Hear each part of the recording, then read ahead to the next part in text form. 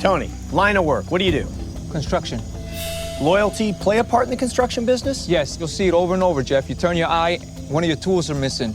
Tony, quick question. What are you on about? Jobs. Some of us have them, some of us make YouTube videos talking about Survivor.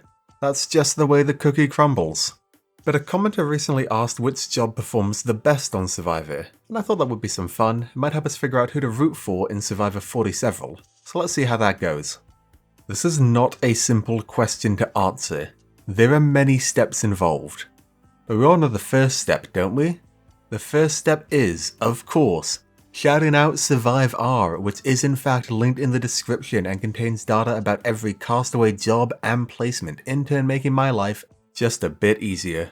Now you'd think this would be simple, just group everyone by job, calculate the average placement per job, and boom! Video made. But not quite. First, let's deal with the fact that some survivors play more than once. I've decided to take the crude approach here. I'm simply not counting any returning player performance. Sarah sums it up best. Last time I played like a cop, look where it got me. This time I'm playing like a criminal, and we'll see where it gets me. You see, on your first time playing, you're likely to behave in a way that's informed by your lived experiences. Or as Sarah says, play like a cop if you are a cop. But your second time around, you've learned a bit more, you understand how the game is played, and you know what probably didn't work last time, so you'll likely switch things up.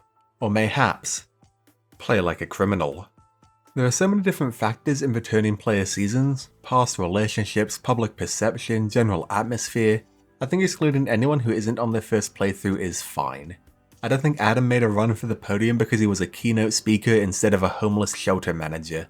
Speaking of job titles, there have been almost 700 different Survivor contestants over 46 seasons once you exclude returnees. And Survivor loves to cast a wide variety of jobs, and I think Debbie had most of them. Lots of these jobs have only been represented once. Some of my favourite job titles include Albert, who is both a baseball and dating the runner-up of the season, Coates; Jatia, who is of course a nuclear engineer, can't you tell; and Julia, a race car driver, very vanilla. She has like a vanilla personality, but I feel like that would be doing a great disservice to the flavor vanilla. If we just classify people based on their specific job title, then we're not going to get any meaningful data. We need to group them. Why should an Ivy League student and a regular student be classified differently? Just because being an Ivy League student means you're more likely to come from a place of wealth and that probably impacts your worldviews, therefore influencing how you'd approach the game of Survivor?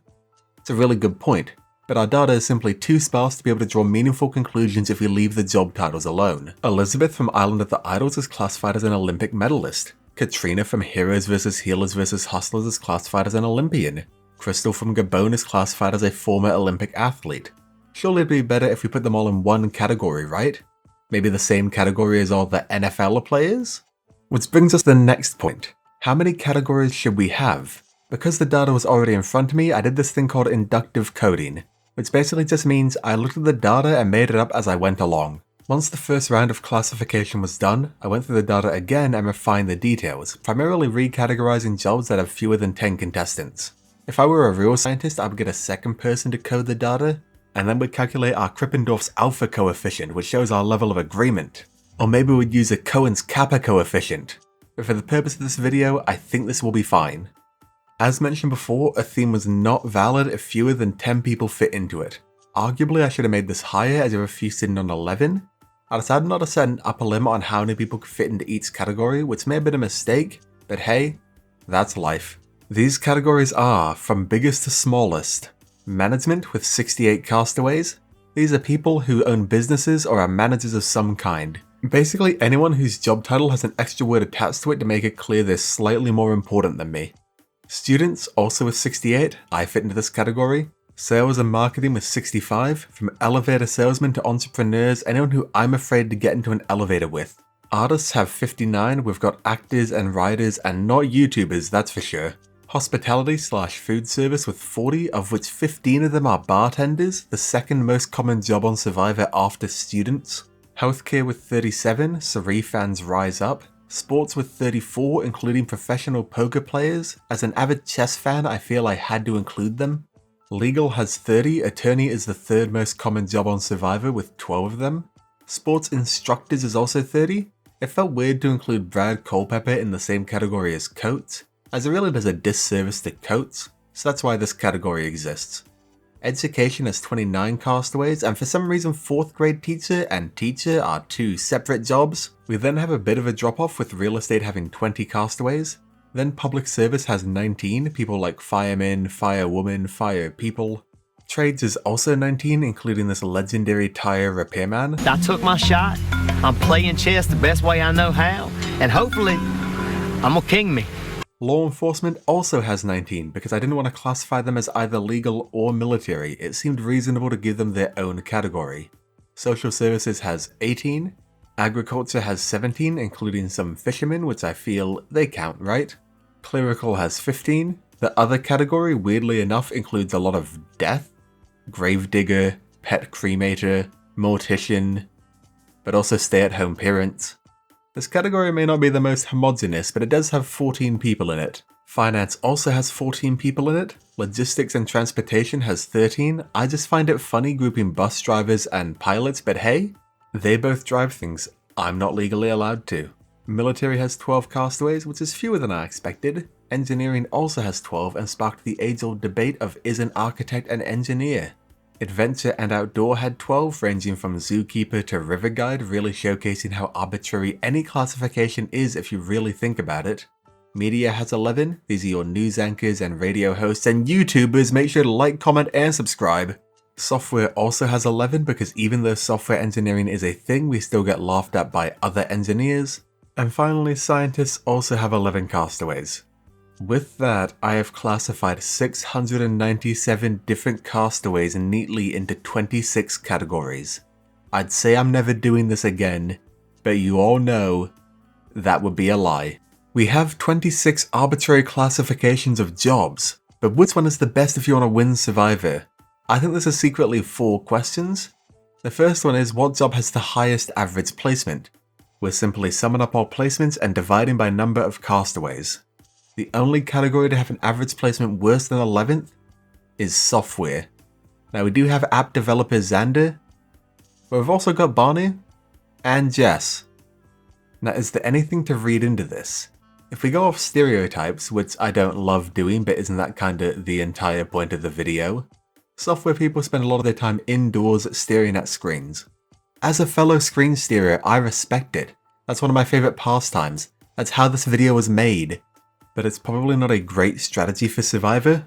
Now here we have the data for 25th through 2nd. I would go through each category individually, but I plan to do this 4 times and we'll end up with a 2-hour long video at minimum. But notice how 2nd place has an average of 8.47. No one was able to break the 8th place average, which is pretty close to the expected average on a 16-person season. In fact, anyone with an average placement below 9, we can assume their job is worse than average for your performance on Survivor. But one category did break the 8 barrier. With an average placement of 6.25, we have Adventure and Outdoor. And this is not shocking in the slightest. People who spend a lot of their time outdoors are really good at Survivor, whoa! When you think about it, this extends beyond occupation.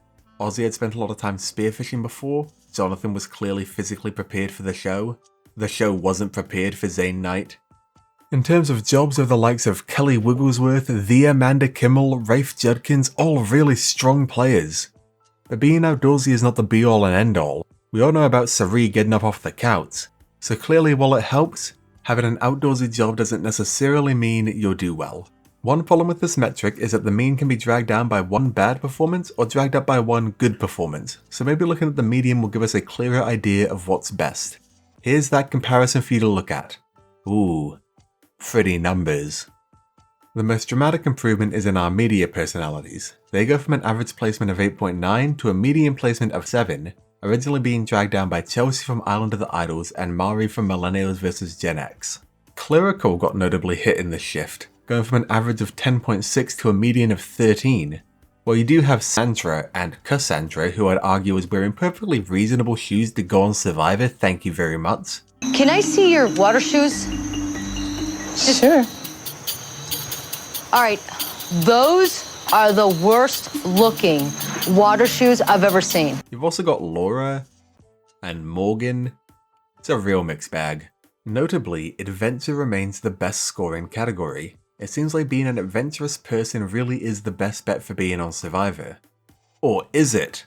Let's take a closer look at the category. We've got icons like Janet, Chrissy, Seabass, Cindy. But you know what we're missing?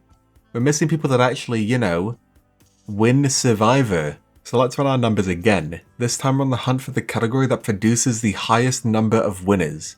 And the loser here is quite a few, producing 0 total winners.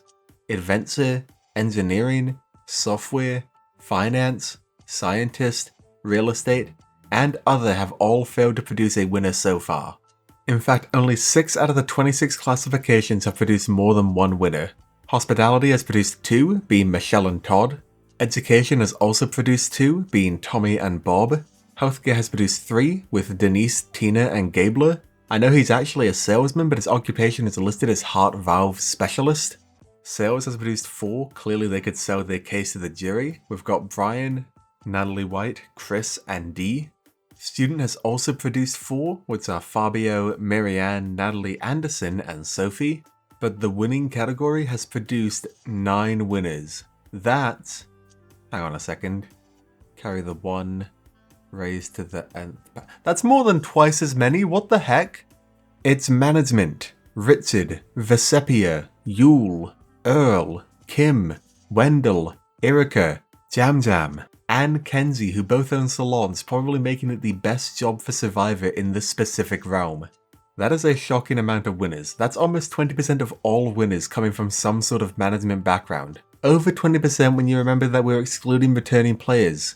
That's why law enforcement only has 1. Is it because they're so good at managing themselves and others? Is it because of some other external reason? Management is a bit of a weird category because they all have such different jobs. So maybe this is all a coincidence. But what's even more likely is management producing this many winners simply because it is the largest category. So let's answer one more question. What job has the highest likelihood of producing a winner? To do this, we'll take the number of winners and divide it by the number of people in the category. Management still comes out on top with 13% of their contestants going on to be winners. Students face a pretty big loss, only 6% are winners. Media's 1 winner is a solid 9% of the population, that 1 winner being Danny. So to conclude, if you want to do well on average, come from an adventure/outdoorsy occupation. That will give you the best chance of going far in the game, and therefore improving your chances of coming back for a future season. But if you want to win, be near the top of the food chain, be someone who's used to being in charge, be someone who wields authority or commands respect when they walk into a room. That is the occupation that does best on Survivor. But what do you think? Is there something I missed? Let me know. Until next time, I've been Henny Hitman Survivor, and I'll see you at like 11th place based on my own occupation.